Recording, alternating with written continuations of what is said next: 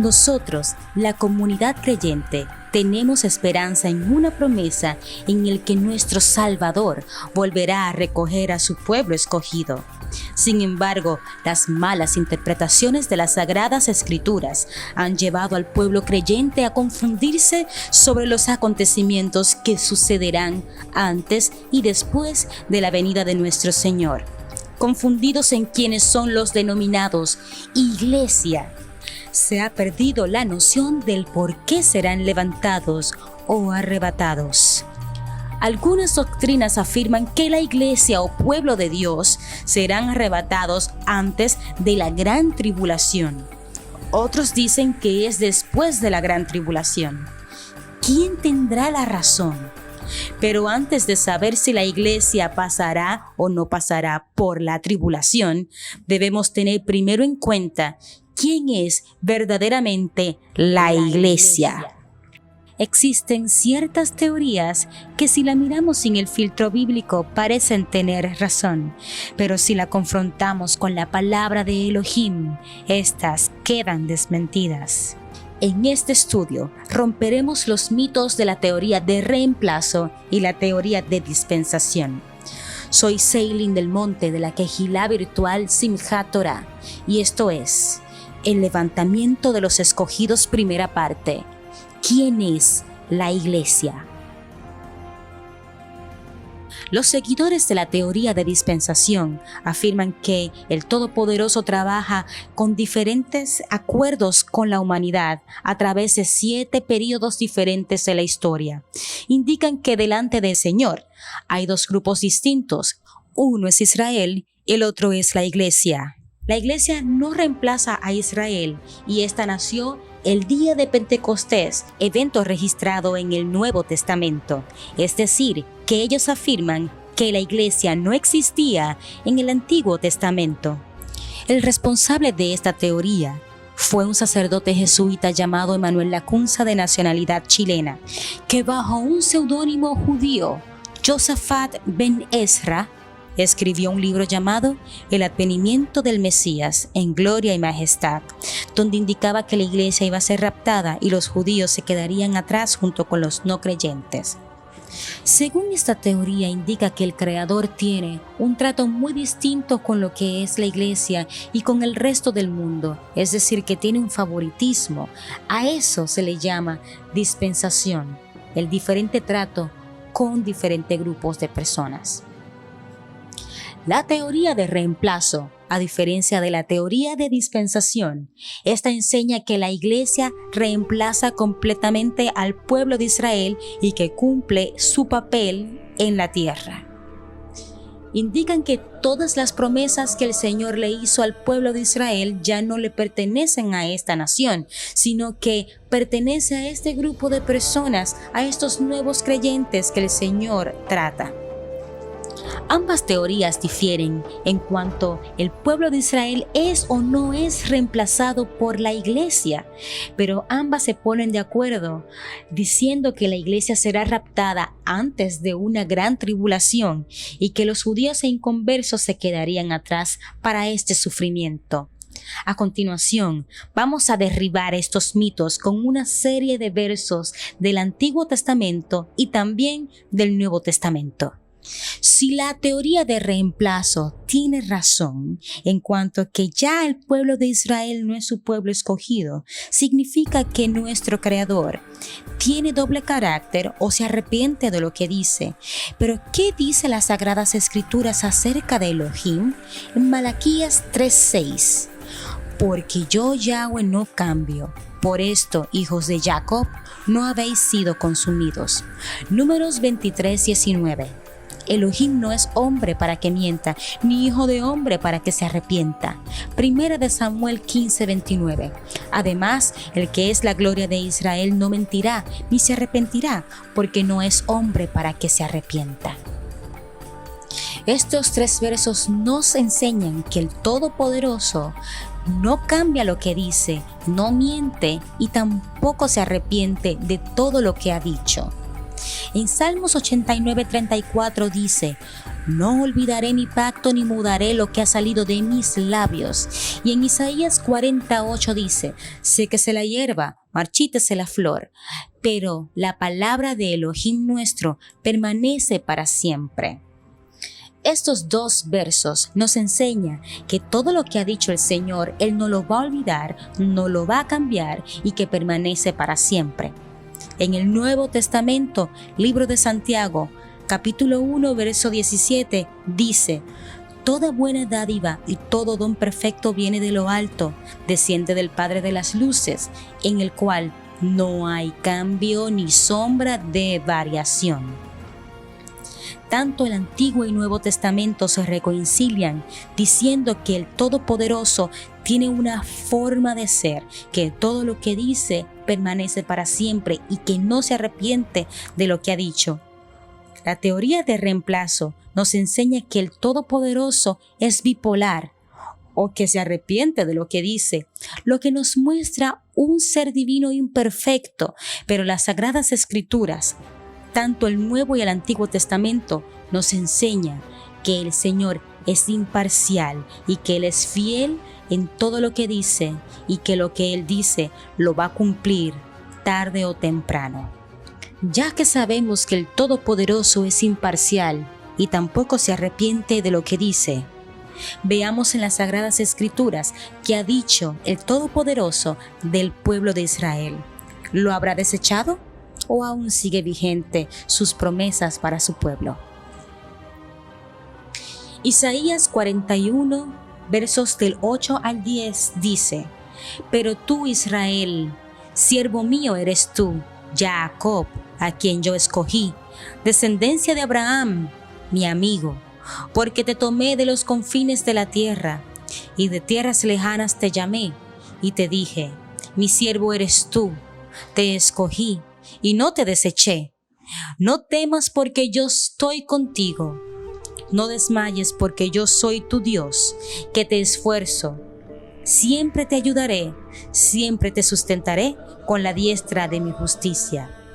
Salmos 94, verso 14. Porque no abandonará Yahweh a su pueblo, ni desamparará su heredad. Primera de Samuel, capítulo 12, verso 22. Pues Yahweh no desamparará a su pueblo por su gran nombre, porque Yahweh ha querido hacerlos pueblo suyo. Aunque el pueblo de Israel le fue infiel a su Elohim, con todo esto, Él hace estas promesas, que nunca los desechará y que siempre los sustentará. Según leímos en Isaías 40, verso 8, que su palabra permanece para siempre, entonces estas promesas aún siguen vigentes hoy día. El próximo verso del profeta Jeremías, capítulo 31, verso 35 al 37, nos revela algo asombroso de lo que ha dicho el Todopoderoso sobre su pueblo. Así ha dicho Yahweh, que da el sol para la luz del día, las leyes de la luna y las estrellas para la luz de la noche, que parte el mar y braman sus ondas. Yahweh Tsebaot es su nombre. Si faltaren estas leyes delante de mí, dice Yahweh, también la descendencia de Israel faltará para no ser nación delante de mí eternamente. Así ha dicho Yahweh. Si los cielos arriba pueden medirse y explorarse abajo los fundamentos de la tierra, también yo desecharé toda la descendencia de Israel por todo lo que hicieron, dice Yahweh. Como vemos en estos versos, Yahweh pone condiciones difíciles sobre las leyes que rigen la naturaleza, las cuales, si el hombre logra realizarla, solo así el Eterno desecharía a Israel. Como vemos, el sol aún sale en el día y la luna y las estrellas en la noche. También sabemos que los cielos arriba, es decir, el espacio sideral, no se puede medir porque es infinito. Tampoco podemos emprender un viaje al núcleo de la tierra para explorarla. Como nada de estas condiciones impuestas por Yahweh no han sucedido ni sucederán, entonces Elohim no ha desechado a su pueblo. Pero una profecía dicha por el profeta Oseas, Yahweh le anuncia que por la desobediencia del pueblo, la casa de Israel no será llamada pueblo de Elohim. Oseas capítulo 1, versos del 10 al 11. Con todo será el número de los hijos de Israel como la arena del mar, que no se puede medir ni contar. Y en el lugar en donde les fue dicho, vosotros no sois pueblo mío, les será dicho, sois hijos del Elohim viviente, y se congregarán los hijos de Judá y de Israel, y nombrarán un solo jefe, y subirán de la tierra, porque el día de Jezreel será grande.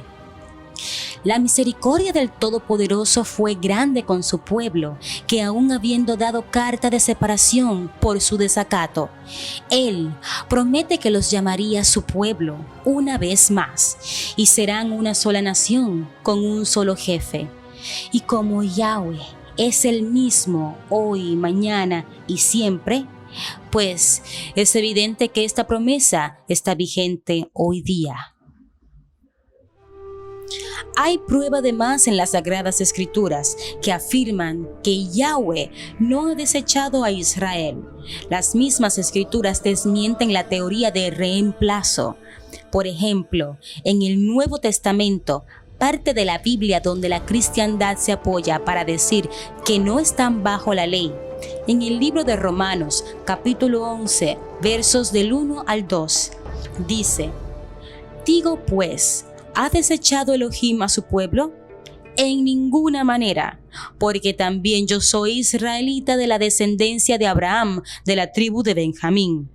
No ha desechado Yahweh a su pueblo, el cual desde antes conoció.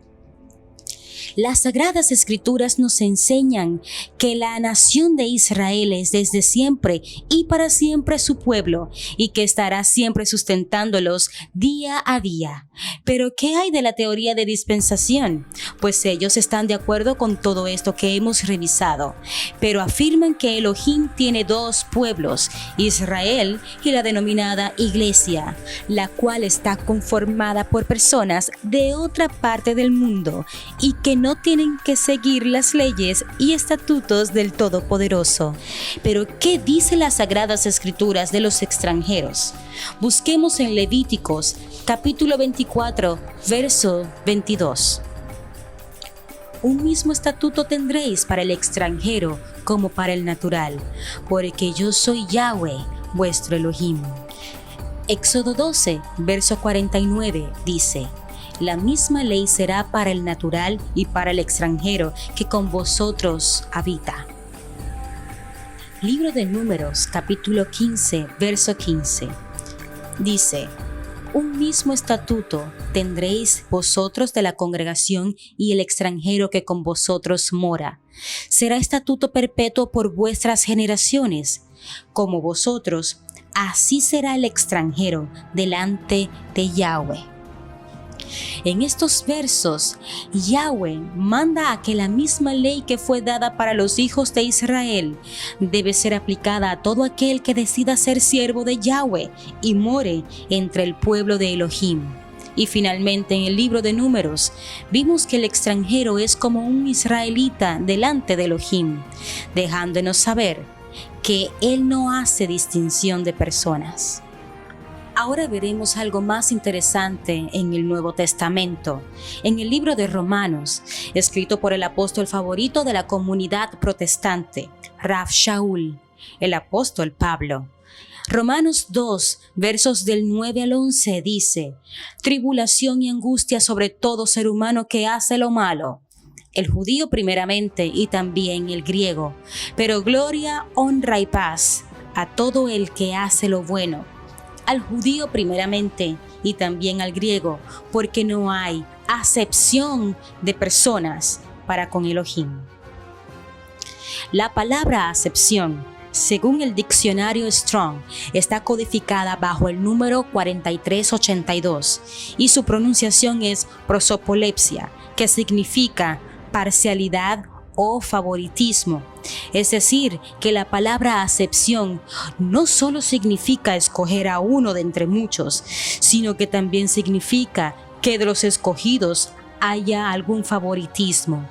En este verso nos dice que Yahweh no tiene favoritismo con las personas, todos son iguales ante Él y tenemos el mismo trato, derecho y deberes. El mismo apóstol Pablo escribió en Romanos capítulo 10, verso 12, lo siguiente: porque no hay diferencia entre judío y griego, pues el mismo que es Señor de todos, es rico para con todos los que le invocan. Con esta serie de versos derribamos el primer mito de la teoría de dispensación, que enseña que el Todopoderoso trata de modo distinto a las personas según su localización y épocas. A continuación, vamos a verificar la otra postura de esta teoría, que dice que el Señor tiene dos pueblos, Israel y la autodenominada Iglesia. Libro de Juan, capítulo 10, verso 16, dice: también tengo otras ovejas que no son de este redil, aquellas también debo traer, y oirán mi voz, y habrá un rebaño y un pastor. Efesios capítulo 2, verso 14 al 15, dice: porque Él es nuestra paz, que de ambos pueblos hizo uno, derribando la pared intermedia de separación, aboliendo en su carne las enemistades, la ley de los mandamientos expresados en ordenanzas. Es interesante que este último verso dice que se abolió en su carne la ley de mandamientos expresados en ordenanzas, y esto ha creado de dos pueblos uno solo. La palabra que se utilizó como ley en este verso, en el original griego se utilizó la palabra dogma, codificada en el diccionario Strong con el número 1378. Y esto significa ley civil inventada por hombre, no la ley de Elohim. Por tanto, lo que fue abolido no fue la Torá, sino una ley civil de separación. Y en el libro de Juan, capítulo 10, verso 16, dice que Yeshua reunirá a las ovejas dispersas y habrá un rebaño, es decir, reunirá a todos los que acepten al Señor en su corazón y solo habrá un pueblo. Todo indica que desde el momento que haces el voto de aceptar a Yeshua, pasas a ser parte de un único pueblo. No hay judío ni griego. No hay esclavo ni libre, no hay varón ni mujer, porque todos vosotros sois uno en Yeshua HaMashiach. Gálatas 3, verso 28. Este verso es contundente para derribar por completo la teoría de dispensación. Solo hay un pueblo y Yahweh los trata por igual a todos. Las Escrituras lo dicen.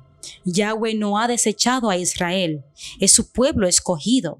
Pero ¿de dónde sale el término iglesia y quiénes son verdaderamente la iglesia? La palabra iglesia aparece por primera vez en las Sagradas Escrituras, en el libro de Mateo, capítulo 16, verso 18, y es el mismo Mesías quien lo menciona. Y yo también te digo que tú eres Pedro, y sobre esta roca edificaré mi iglesia, y las puertas del Hades no prevalecerán contra ellas. La palabra traducida en español como iglesia está codificada en el griego bajo el número 1577 y se pronuncia eclesia, la cual significa llamar afuera, es decir, para una reunión popular, una congregación. 400 años antes de Cristo, esta palabra eclesía ya era usada por los griegos y no tenía nada que ver con una reunión religiosa. En estos tiempos remotos, una eclesía era una reunión popular para tocar puntos políticos y sociales donde se reunían funcionarios de la época. Es imposible que el Mesías, Yeshua, se refiriera a este tipo de organización para definir su comunidad. Además, nuestro Salvador era hebreo y hablaba hebreo como sus discípulos. El libro de Mateo se escribió de 60 a 70 años después de la muerte y resurrección del Mesías en lengua hebrea y aramea. Y 80 años después se tradujo al griego. Es posible que al traducir trataron de buscar una palabra griega para lo que Yeshua se refirió como comunidad y encontraron la palabra eclesía, que significa asamblea, los llamados afuera. Era lo más parecido a lo que quiso decir Yeshua en su lengua hebrea. Pero ¿cuál palabra en hebreo pudo haber utilizado Yeshua en el pasaje de Mateo 16, verso 18, para referirse a iglesia? En el libro de Éxodo, capítulo 12, verso 3, es donde se le llama congregación al pueblo de Israel por primera vez en toda la Biblia. Hablad a toda la congregación de Israel diciendo: en el día 10 de este mes tómese cada uno un cordero según las familias de los padres, un cordero por familia. Y en el verso 6 de este mismo capítulo dice: y lo guardaréis hasta el día 14 de este mes, y lo inmolará toda la congregación del pueblo de Israel entre las 2 tardes. En ambos versos se utilizó la palabra congregación, pero en hebreo se utilizaron palabras diferentes pero sinónimas. En el verso 3 se usó la palabra edá, bajo el código 5712, y en el verso 6 se usó la palabra kahal, bajo el código 6951.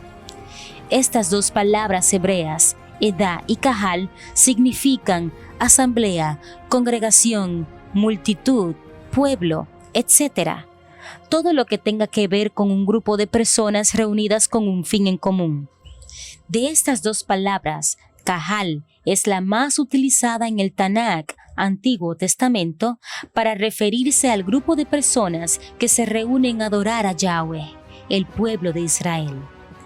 Lo cual nos hace más sentido saber que el Mesías, en el pasaje de Mateo capítulo 16, verso 18, dijera lo siguiente: yo también te digo que tú eres Pedro, y sobre esta roca edificaré mi cajal, y las puertas del Hades no prevalecerán contra ella. Es decir, sobre esta roca edificaré o reedificaré mi pueblo. Las teorías de dispensación y de reemplazo alegan que la iglesia nace en el libro de Hechos capítulo 2, cuando desciende el Ruach HaKodesh, o mejor conocido por los cristianos, Espíritu Santo, y antes de esto la iglesia no existía. Pero esta teoría es desmentida por la Septuaginta. La Septuaginta es la traducción del Antiguo Testamento de su idioma original hebreo al griego, y precisamente hay un libro en el Antiguo Testamento que desmiente esta teoría, y es nada más y nada menos que el libro de Eclesiastés. La palabra Eclesiastés proviene de la palabra eclesía y es el encargado, presidente o predicador. Lo que la Septuaginta tradujo del idioma hebreo al griego como Eclesiastés fue la palabra Kohelet, que corresponde al nombre original del libro en hebreo. Como notarás, la palabra Kohelet también proviene de la palabra Kahal, para referirse al líder de la Kehilá, el predicador, y está codificada con el número 6953 en el diccionario Strong. Ya con tan solo el título de este libro, las mismas sagradas escrituras revelan que sí había una eclesía antes en el Antiguo Testamento, siendo así que cada parte del Antiguo Testamento donde dice Kahal y Kehilá, en lugar de traducirlo como eclesía o iglesia, lo tradujeron con la palabra congregación, dando una cierta distinción y confusión sobre este tema. Pero la pregunta es, ¿será que los traductores lo hicieron a propósito o solo les faltó el conocimiento? Pero un pasaje del libro de Hechos, capítulo 7, el apóstol Esteban, antes de morir apedreado, da un discurso haciendo un recuento desde el principio de la creación. Y en el verso 38 de este capítulo dice algo interesante sobre el día en que el pueblo de Israel estaba al pie del monte Sinaí para recibir los mandamientos de Yahweh. Leamos el pasaje de Hechos, capítulo 7, verso 38. Este es aquel Moisés que estuvo en la congregación en el desierto, con el ángel que le hablaba en el monte Sinaí y con nuestros padres, y que recibió palabras de vida que darnos. En este verso, usaron la palabra congregación en español para referirse al pueblo de Israel, pero si vamos al texto original en el idioma griego, en el lugar que está escrito congregación, usaron la palabra eclesía, que bien pudieron traducir como iglesia, pero no lo hicieron. En este verso nos enseña que la eclesía, iglesia o cajal, es el pueblo de Israel y que la iglesia sí existió en el momento en el que Yahweh dio la Torá a todos los israelitas en el monte Sinaí. Si Israel es verdaderamente la iglesia, la comunidad que va a ser reedificada sobre la piedra angular que es Yahshua, según el libro de Mateo capítulo 16, verso 18, ¿en qué lugar queda la gentilidad? Es decir, los no israelitas. Para eso veamos el pasaje del olivo injertado en Romanos 11, verso 17. Pues si algunas de las ramas fueron descajadas, y tú siendo olivo silvestre, has sido injertado en lugar de ellas, y has sido hecho partícipe de la raíz y de la rica savia del olivo.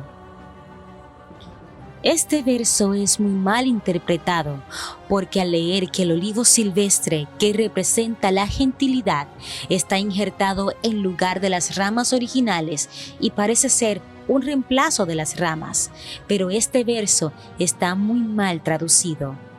La frase en lugar de, en el original griego, es solo una preposición y no tres palabras como lo leemos en nuestras Biblias. La palabra lugar y la preposición de no están registradas en este verso en el escrito original. Estas fueron añadidas a propósito. En este verso solo hay una preposición codificada en el diccionario Strong con el número 1722 y son las siguientes preposiciones: en, a, por y sobre. El verso bien traducido se leería así: pues si algunas de las ramas fueron desgajadas y tú, siendo olivo silvestre, has sido injertado en ellas y has sido hecho partícipe de la raíz y de la rica savia del olivo. Los demás versos dicen de la siguiente manera: no te jactes contra las ramas. Si te jactas, sabes que no sustentas tú a la raíz, sino la raíz a ti. Pues las ramas, dirás, fueron desgajadas para que yo fuese injertado. Bien, por su incredulidad fueron desgajadas, pero tú por la fe estás en pie. No te ensoberbezcas, sino teme, porque si Elohim no perdonó a las ramas naturales, a ti tampoco te perdonará. Mira pues la bondad y la severidad de Elohim. La severidad ciertamente para los que cayeron, pero la bondad para contigo, si permaneces en esa bondad. Pues de otra manera tú también serás cortado. Y aun ellos, si no permanecieren en incredulidad, serán injertados, pues poderoso es Elohim para volverlos a injertar. Porque si tú fuiste cortado del que por naturaleza es olivo silvestre y contra la naturaleza fuiste injertado en el buen olivo, ¿cuánto más estos, que son las ramas naturales, serán injertados en su propio olivo? ¿Quién es el olivo natural, la raíz, la savia y el olivo silvestre del que habla Pablo? ¿Y qué quiere decir con todo esto? El olivo, según las escrituras de profecía, es Israel. El libro de Jeremías, capítulo 11, verso 16, dice lo siguiente: olivo verde, hermoso en su fruto y en su parecer, llamó Yahweh tu nombre. A la voz del recio estrépito hizo encender fuego sobre él, y quebraron sus ramas. El libro de Oseas, capítulo 14, versos del 5 al 6, dice lo siguiente: yo seré a Israel como rocío, él florecerá como lirio, y extenderán sus raíces como el Líbano. Se extenderán sus ramas, y será su gloria como la del olivo, y perfumará como el Líbano. El olivo natural del que habla Pablo en Romanos es el olivo del que habla el profeta Jeremías, pues el apóstol Pablo estaba citando este pasaje, en el que Yahweh quebró sus ramas por la desobediencia. Este olivo es la nación completa de Israel, las 12 tribus, pero sus ramas fueron desgajadas, aquellas 10 tribus perdidas a las que Yahweh dijo que no serían más su pueblo, pero Yahweh los iba a traer nuevamente para ser su pueblo, integrándolas a las otras 2 tribus que se quedaron en Israel, como lo dice el profeta Oseas en el capítulo 1, verso del 10 al 11. Luego vemos en el mismo libro de Oseas, en el capítulo 14, que Israel será restaurado y sus ramas se extenderían, ya que las ramas desgajadas serían reinjertadas. Por tanto, el olivo silvestre que es injertado son las 10 tribus dispersas, la gentilidad. También es todo aquel que confiese a Yahshua como su Salvador. Por eso es que el texto dice que el olivo silvestre será injertado al olivo natural, no en su lugar. Esto quiere decir que los injertados, los nuevos creyentes, son parte de Israel. Por eso no pueden vanagloriarse sobre las otras ramas naturales, porque ésta debe alimentarse de lo que la raíz le suministra a todas las ramas, y no en sentido contrario. Las ramas injertadas no pueden llevar alimento a la raíz. Ezequiel capítulo 37, verso del 15 al 17 dice: hijo de hombre, toma ahora un palo y escribe en él para Judá y para los hijos de Israel sus compañeros. Toma después otro palo y escribe en él para José, palo de Efraín, y para toda la casa de Israel sus compañeros. Júntalos luego el uno con el otro, para que sean uno solo, y serán uno solo en tu mano. La raíz es Judá, de donde viene Yeshua. Por tanto, Yeshua es la verdadera raíz del olivo, por donde las ramas se alimentan, y es gracias a la raíz que un árbol da buenos frutos, porque las raíces recogen la savia que llegan a las ramas. Lo que nos queda claro que la savia de la que habla el libro de Romanos es la Torá, las enseñanzas del Mesías, la verdadera interpretación que dio Yeshua a la Torá. Siendo el olivo silvestre injertado y las 2 varas juntas, nos da como resultado un solo pueblo, que es Israel, la verdadera iglesia, una sola ley, la Torá, y un solo Elohim, Yahweh Tsebaot. Las teorías de dispensación y de reemplazo son solo suposiciones no bíblicas a raíz de una mala interpretación de las Escrituras. La misma Biblia es firme acerca del plan y carácter del Eterno. Yahweh ve a toda la humanidad por igual, porque Él mira a su Hijo, que ha hecho de 2 pueblos uno solo con su sacrificio. Yahweh no ve a judíos, chinos, indios, griegos, americanos, latinos. No. Yahweh solo ve a una creación, nos ve como si todos fuéramos una misma persona. Él no distribuye su amor entre los que le invocan, dando más a algunos y a otros poco. Él no corrige severamente a unos y a otros más suaves, si ambos cometen la misma falta. Si tú que me estás oyendo tuvieras 12 hijos, los amarías por igual y las reglas de la casa se aplicarían de la misma manera a todos. Si tú eres así con tus hijos, cuánto más el Padre Santo con su creación.